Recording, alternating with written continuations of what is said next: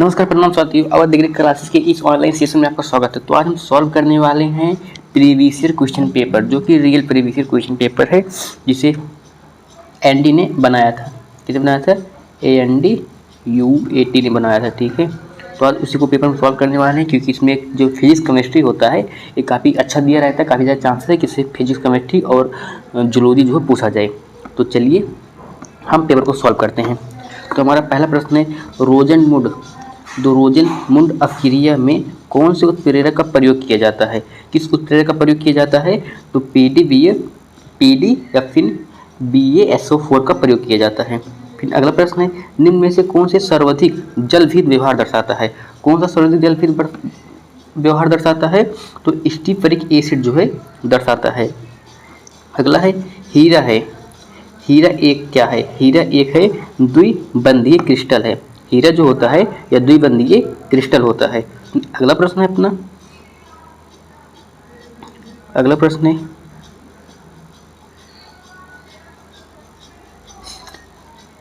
जलप्रेवी colloidal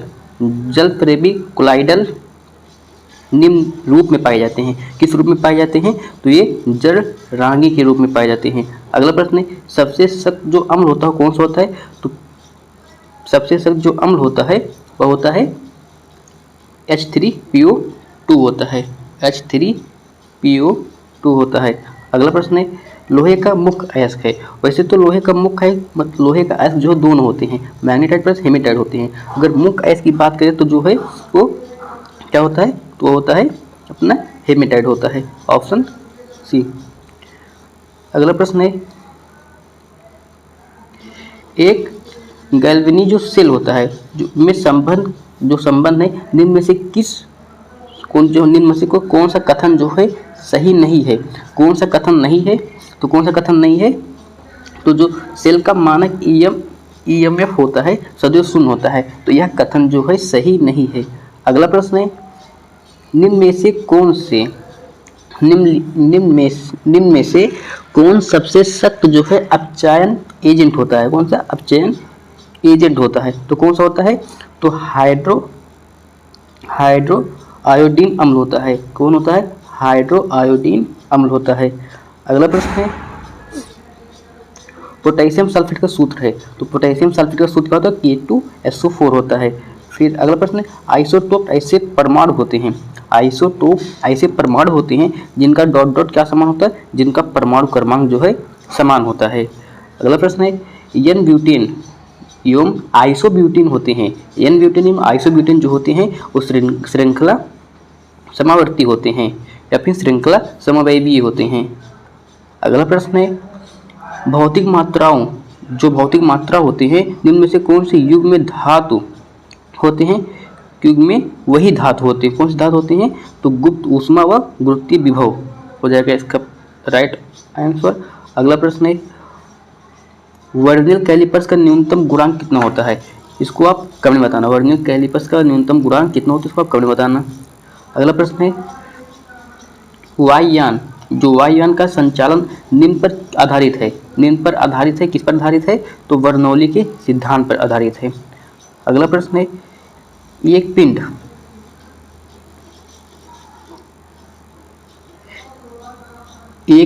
जो है एक समान रूप से आवेशित पिंड जो है इतना का कुल आवेश है, कितना का? 2 पाई गुणे 10⁻12 का आवेश करती है। इसकी त्रिज्या जो है 5 सेंटीमीटर। इसे निर्वात में रखा जाता है, तो इसकी जो सतही आवेश घनत्व की गणना कीजिए। तो इसकी सतही आवेश घनत्व कितना हो जाएगा? 2 गुणे 10⁻10 सेंटीमीटर क्यूब हो जाएगा। ठीक है, -में सेंटीमीटर क्यूब हो जाएगा। अगला प्रश्न है, मृदा सुघट्यता के लिए जिम्मेदार बल है। मृदा सुघट्यता के लिए जिम्मेदार कौन सा बल होता है? तो वांडर बल होता है। ठीक है, वांडर बल होता है। अगला प्रश्न है, वायु की चाल और दिशा मापन और रिकॉर्डिंग का अध्ययन डॉट डॉट के अधीन किया जाता है। तो पवन वेग मापन के अधीन के अंतर्गत किया जाता है। जिनमें से कौन से पौधे की कीटों और रोगों के प्रति प्रतिरोध क्षमता बढ़ाता है? किसकी? कौन बढ़ाता है? तो के बढ़ाता है, यानी कि पोटेशियम बढ़ाता है। अगला प्रश्न है, निम्न में से कौन से जड़ों की वृद्धि और विकास होती है?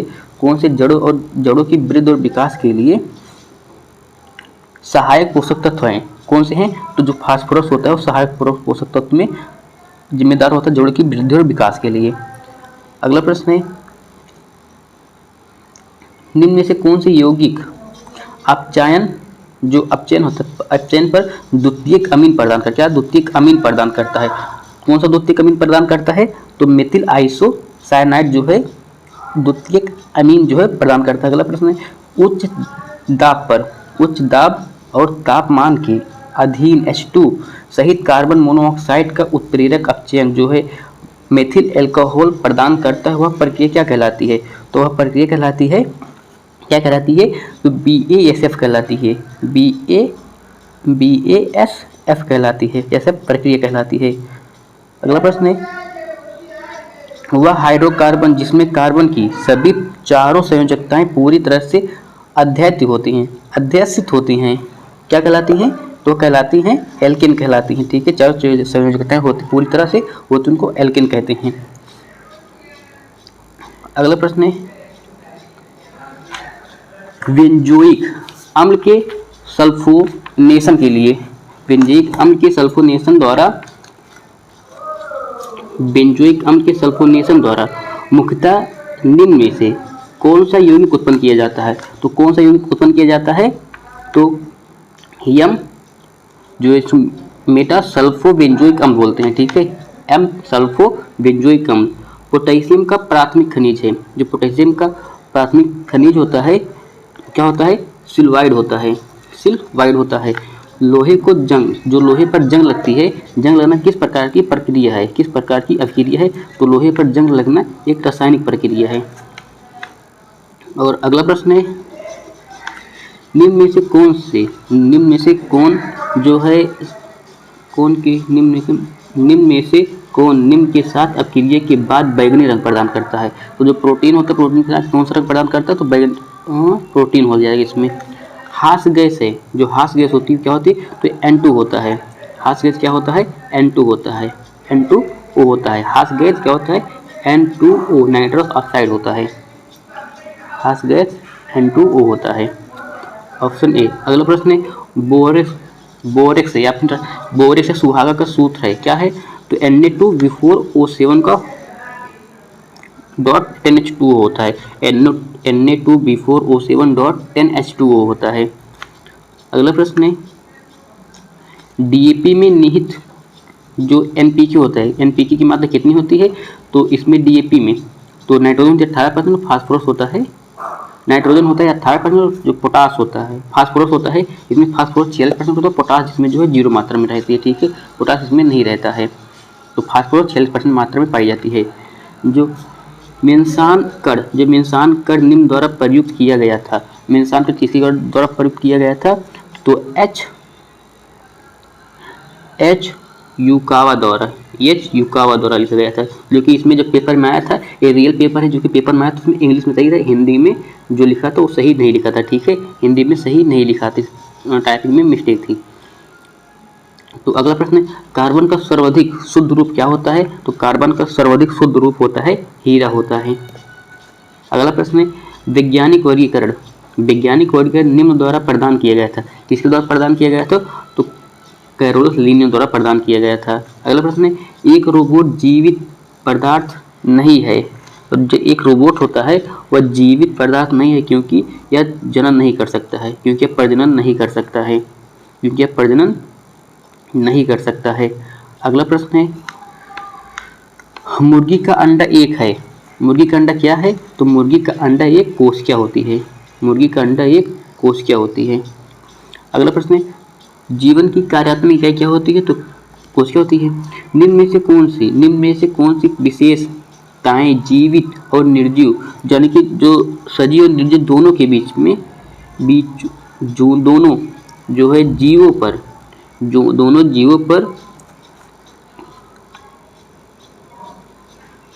हाँ, दोनों जीवों पर चरितार्थ होती हैं, चरितार्थ होती हैं, कौन सी होती हैं?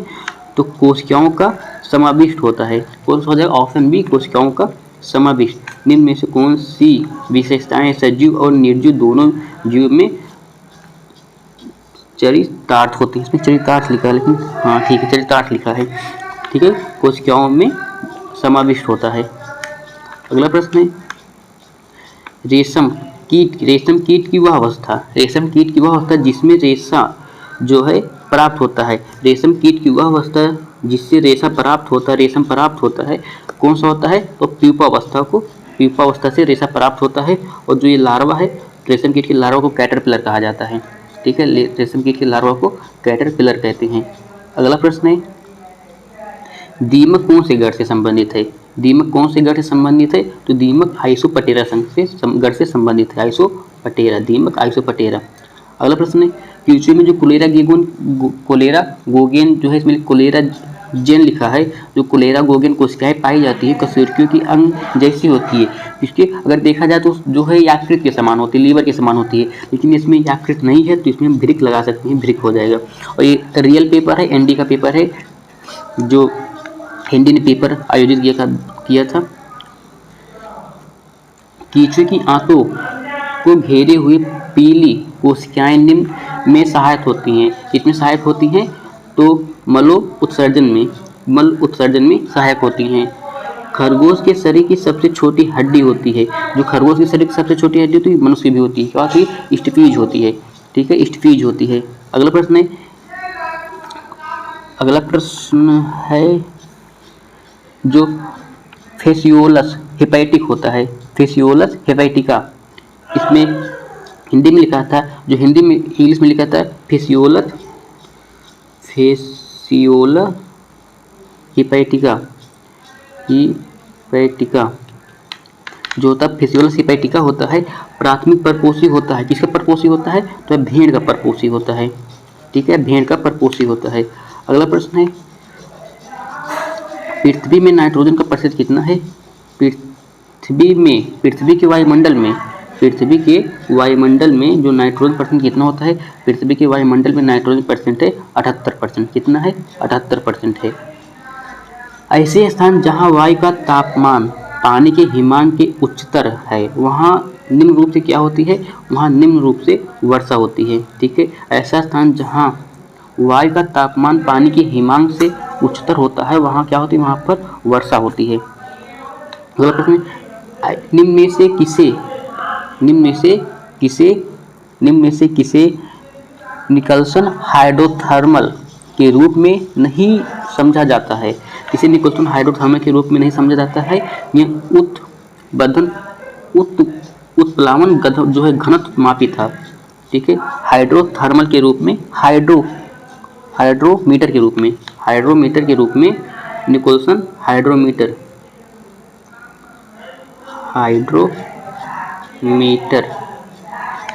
के रूप में नहीं समझा जाता। किसे नहीं समझा जाता? तो जो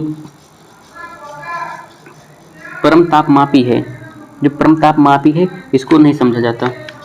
अगला प्रश्न है प्रतिरोध 3 ओम और प्रतिक्रियाशीलता। जो प्रतिरोध 3 ओम और प्रतिक्रियाशीलता 4 ओम के कॉइल की प्रतिबाधा की गणना करें तो कितना हो जाएगा? तो 25 ओम हो जाएगा। जिसकी गणना करेंगे एक सूत्र होता है, क्या होता है? ये ब्रेक रूट में r² plus small r capital R ये होता है। ठीक है, इस पर रखिएगा तो यहाँ पर 9 हो जाएगा प्लस 9 और फिर 16 जोड़ेंगे 25 रूट में है तो क्या हो जाएगा? 5 आ जाएगा। निम्न में से कौन घूर्णी विस्थापन पंप का उदाहरण है? कौन सा घूर्णी विस्थापन पंप का उदाहरण है? तो ये सभी इसी पंप के उदाहरण हैं। अगला प्रश्न है किसी पदार्थ का तापमान 1 डिग्री बढ़ाने के लिए अपेक्षित ताप की मात्रा कहलाती है। क्या कहलाती है? अपेक्षित ताप की मात्रा ताप दक्षता कहलाती है, ताप क्षमता कहलाती है। क्या कहलाती है? ताप क्षमता कहलाती है। अगला प्रश्न है किसी प्रदत्त स्थान पर लंबी अवधि तक औसत जलवायु स्थित कहलाती है तो जलवायु कहलाता है। क्या कहलाता है? क्लाइमेट कहलाता है, जलवायु। अगला प्रश्न है 30 वोल्ट डीसी आपूर्ति के साथ संयोजित किए जाने पर जो 2 किलोवाट के रूप में संधारित हीटर के माध्यम से प्रवाहित होने वाली धारा कितनी होगी? तो कितनी होगी? तो 6.67 एम्पियर होगी, क्योंकि 6 आता ही रहता है। अगला प्रश्न है निम्न का गुण होता है किसमें होता है, तो प्रत्येक वस्तु में होता है, ठीक है, या प्रत्येक वस्तु में होता है। इसके बाद अगला प्रश्न है, जो पंप की किसी जो पंप होता कि पंप किसी मोटर इंजन की यांत्रिक ऊर्जा को द्रव की डॉट डॉट में बदल देता है, किसमें बदल देता है, तो दाब ऊर्जा में बदल देता है या फिर गतिज ऊर्जा में बदल देता है। अगला है सरीसृपों, जो सरीसृपों और स्तनियों के बीच की संयोजी ग्रंथि होती है, यानी कि संयोजी कड़ी होती है, किसे कहा जाता है, तो उसे प्लेटिपस या फिर प्लेटिपस कहा जाता है, या फिर आर्थिनोरिंचस कहा जाता है, आर्थिनोरिंचस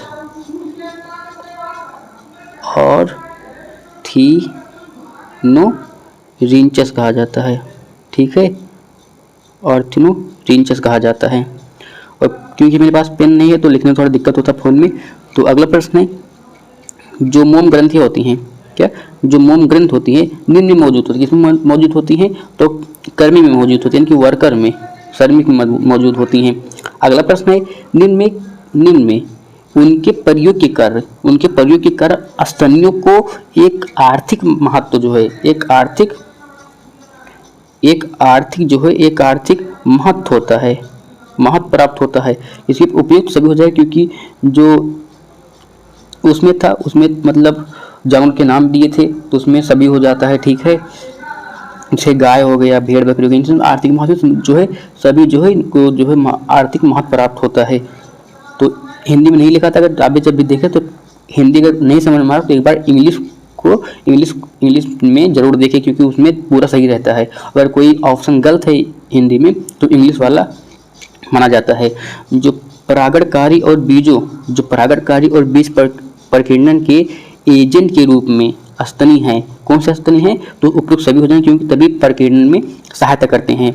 अगला प्रश्न है, निम्न में गांठे तथा पोरी मौजूद होते हैं, गांठे तथा पोरी किसमें मौजूद होते हैं, तो जो गांठे और पोरी मौजूद होते हैं वह तने में मौजूद होते हैं। अगला है, जड़ों में जो प्राथमिक वृद्धि होती है निम्न स्तर पर होती है, निम्न पर होती है, किसमें होती है, तो जड़ों में जो प्राथमिक वृद्धि होती है तो कोशिकीय दीर्घीकरण क्षेत्र में होता है, किस क्षेत्र में होता है, कोशिकीय दीर्घीकरण क्षेत्र में होता है।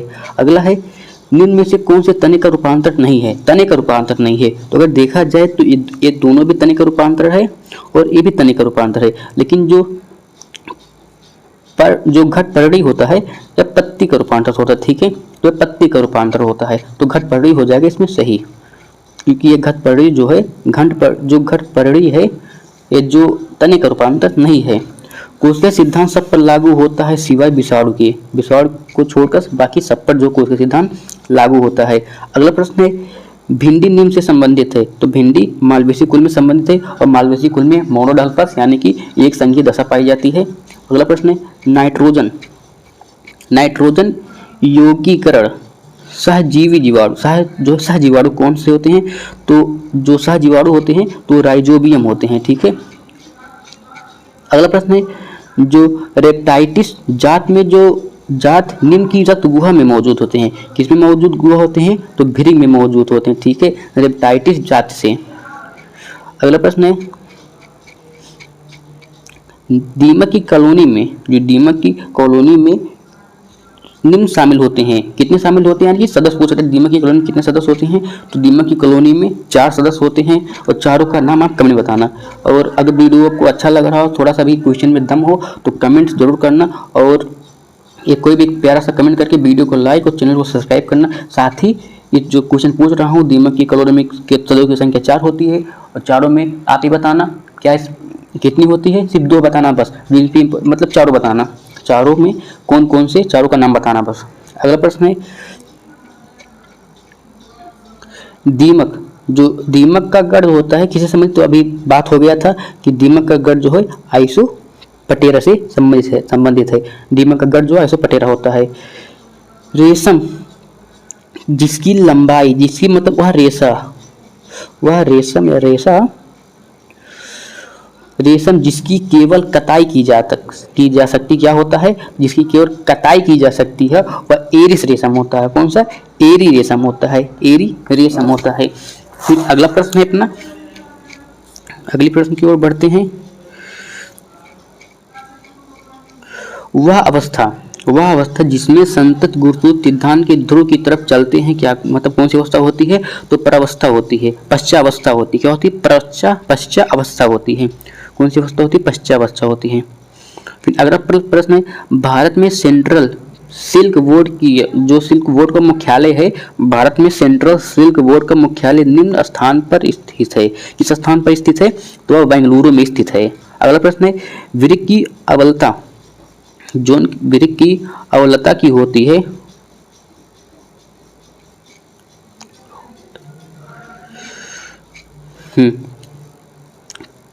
तरफ की कीपाकार स्थान पर होता है।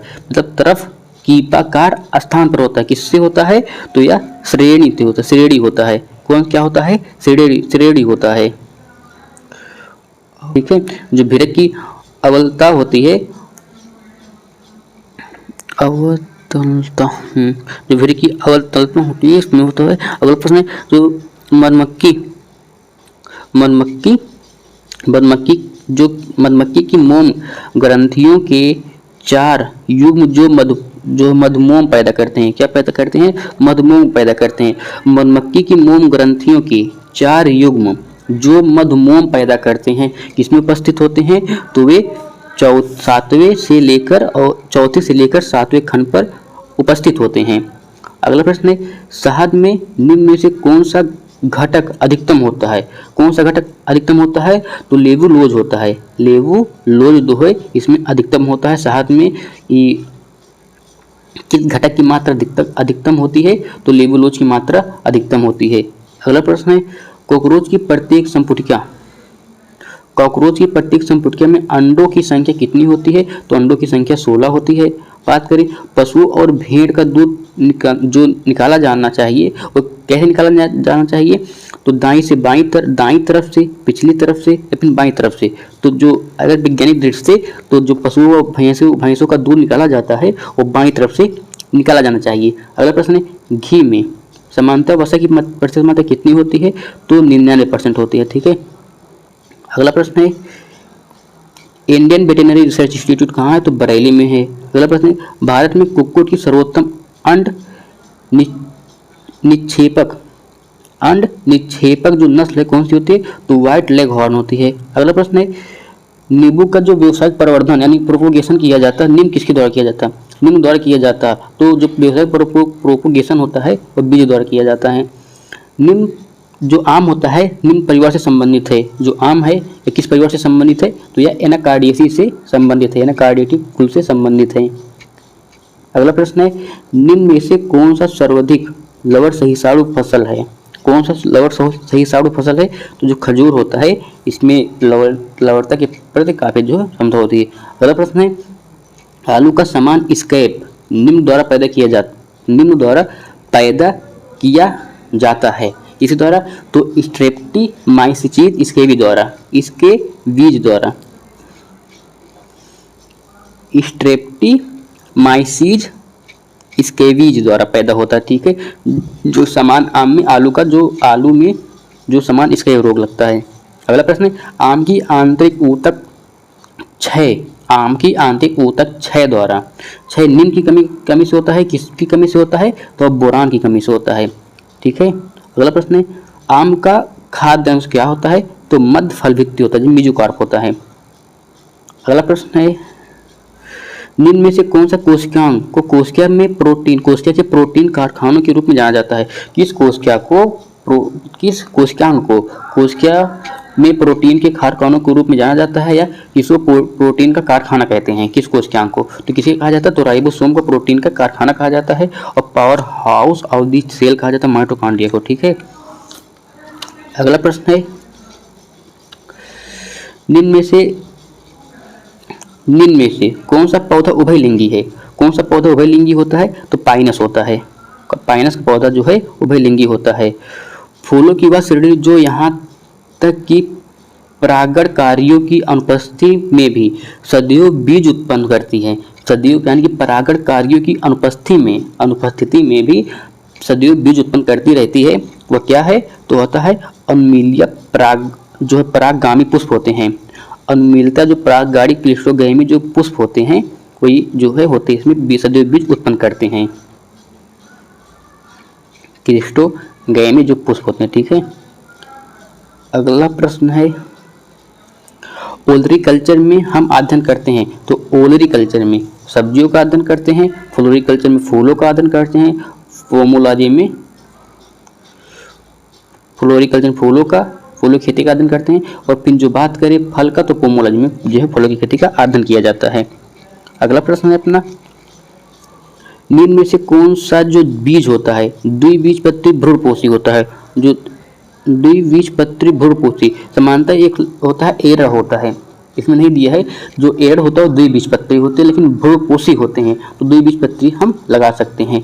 अगला है ओलरीकल्चर में, जो ओलरीकल्चर में हम आदन करते हैं, तो ये बात की कि सब्जियों का ओलरीकल्चर में आदन किया जाता है। निम्न में से कौन से बीज द्विबीजपत्री भ्रूणपोषी स्वभाव का है। देखिए अभी क्वेश्चन आ गया, स्वभाव का है तो जो एरर होता है या द्विबीजपत्री होता है। ठीक है, अगला है शंखरूपी जड़ किसमें पाए जाते हैं, तो शंखरूपी जड़ गाजर में पाए जाते हैं और तलरूपी मूली में पाए जाते हैं। ये दोनों क्वेश्चन काफी ज्यादा पूछा जाता है। तने व शाखाओं पर पत्तियों के विन्यास को क्या कहा जाता है, तो पर्ण विन्यास कहा जाता है। क्या कहा जाता है, पर्ण विन्यास कहा जाता है। और जो निषेचन के उपरांत अंडकोश के जो अंडकोश होते हैं, जो अंडकोशिका होती है निम्न किसमें बदल जाते हैं, इसमें बदल जाते हैं भ्रूण में बदल जाते हैं। अगर यहाँ पर भ्रूण ना होता तो यहाँ पर बीजांड में बदल जाते हैं। ठीक है, वायु परागित पर परागण, वायु परागत निम्न होता है, इसमें परागत होता है तो जो मक्का होता है या मतलब इसमें प्रोटेनरी दशा पाई जाती है, जिसके कारण इसमें हवाई द्वारा पर परागण होता है। ठीक है, अगला है जिप्सम का प्रयोग निम्न से लाभकारी है। जिप्सम का प्रयोग किसमें लाभकारी होता है, तो क्षारीय मृदा के सुधार के लिए होता है। अगला प्रश्न है बौनी गेहूं का उपरोक्त जो बुआई की गहराई कितनी होती है, तो 4 से 5 सेंटीमीटर होती है बौनी गेहूं का बुआई। इक्रिसाट कहाँ है, तो इक्रिसाट कहाँ है, तो इक्रिसाट जो है हैदराबाद में है, इक्रिसाट हैदराबाद है। सूरजमुखी का जो पौधा होता है, सूरजमुखी का पौधा किस पोषक तत्व की कमी के सूचक के रूप में प्रयोग किया जाता है, किस कमी के, तो बोरान की कमी के सूचक के रूप में प्रयोग किया जाता है या इंडिकेटेड प्लांट होता है। ठीक है, अगला प्रश्न है मूंग में किस प्रकार का अंकुर पाया जाता है, मूंग में किस प्रकार का अंकुर पाया जाता है, तो ईपीजीएल अंकुर पाया जाता है। जितने भी खरीफ ऋतु की दलहनी फसलें होती हैं, उसमें ईपीजीएल अंकुर पाया जाता है, ईपीजीएल अंकुर पाया जाता है जितने भी खरीफ ऋतु की दलहनी फसलें होती हैं। ठीक है, उसमें ईपीजीएल अंकुर पाया जाता है, अपवाद में अरहर को छोड़कर। ठीक है, फिर अगला प्रश्न है इस समय भारत में पशुओं की कुल जनसंख्या कितनी होती है, जो अगर देखा जाए तो कितनी है, तो है 191 मिलियन है। ठीक है, 191 मिलियन है। अगला प्रश्न है जो 400 किलोग्राम भैंस के हरे चारे की समान जरूरत कितनी होती है, 400 किलोग्राम भैंस की हरे चारे की जो समान जरूरत कितनी होती है, तो कितनी होती है, और 30 से 40 किलोग्राम होती है, 30 किलोग्राम यहाँ पर लगाते हैं समानता। जो बरसीक नामक चारा फसल कौन से मौसम की है, तो या रबी की है, किस फसल की है, तो या रबी की है। अगला प्रश्न है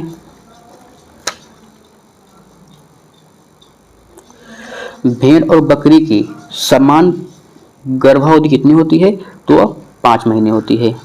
ठीक है, अगला है पशुओं और भैंस का समान रोग क्या है, तो समान रोग HS या फिर FMD, यहाँ पर फुट माउथ डिजीज होता है। ठीक है, यहाँ पर डी रहेगा, डी FMD।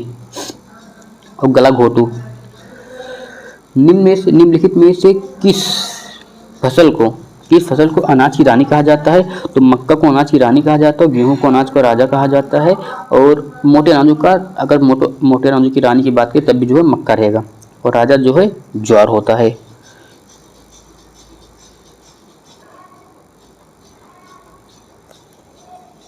प्रश्न अपना जो निम्न में से किस तो हो गया निपिंग पद जो है निपिंग किस में किया जाता है, तो निपिंग जो है चना में किया जाता है। जो सिलिकॉन कौन सी फसल के लिए। अगला प्रश्न है जो डेपोक विधि किस फसल से संबंधित है। डेपोक विधि किस फसल से संबंधित है, तो डेपोक विधि चावल से संबंधित है, धान से संबंधित है। अगला प्रश्न है निम्न में से कौन सी फसल सभी मौसम में उगाई जा सकती है, तो जो मक्का है सभी मौसमों में उगाई जा सकती है। तो अगला प्रश्न है निम्न में से किसके बीज में प्रोटीन की मात्रा सर्वाधिक होती है, तो मूंगफली सोयाबीन के बीज में मात्रा सबसे अधिक होती है प्रोटीन की। फेलेरिस माइनर है, निम्न का वैज्ञानिक नाम किसका है, तो वनस्पतिक नाम किसका है, तो वनस्पतिक नाम हो जाएगा गुल्ली डंडा का वनस्पतिक नाम है। अगला प्रश्न है प्रति हेक्टेयर मक्का की प्रति हेक्टेयर बीज दर कितनी होती है, तो 20 से 22 किलोग्राम होती है। 20 से 22 किलोग्राम होती है। अंधी गुड़ाई गन्ने से संबंधित है। चावल में खैरा रोग जो जिंक की कमी से लगता है, और आ गया है मैथ कहेंगे तो काफ़ी टाइम लग जाएगा। तो इसका रहेगा क्या, एक आयताकार पार्क की परिधि जो है कितनी है 80 मीटर है, और क्षेत्रफल है कितना, क्षेत्रफल है 400 मीटर स्क्वायर है। तो इसकी लंबाई और चौड़ाई कितनी हो जाएगी, तो 20 मीटर हो जाएगी, 20 मीटर हो जाएगी। और अगला प्रश्न है ऐसी संख्या ज्ञात की जिनका योग 15 हो और उनका व्युत्क्रम कितना हो, और उनके व्युत्क्रम का योग हो। तो एक ऐसी संख्या ज्ञात करना जिनका योग 15 हो, तो हो जाएगा 10 और 5 हो जाएगा। अगला प्रश्न है अगले प्रश्न की ओर हम बढ़ते हैं। इससे पहले हम आप बोलना चाहते हैं कि इस वीडियो को एंड करते हैं, क्योंकि वीडियो हो गया 31 मिनट का, और अभी एक वीडियो अपलोड करना है जो कि पूरा जो है मॉडल पेपर है, जिसमें हम उसमें मैथ भी कराने वाले हैं। तो अगर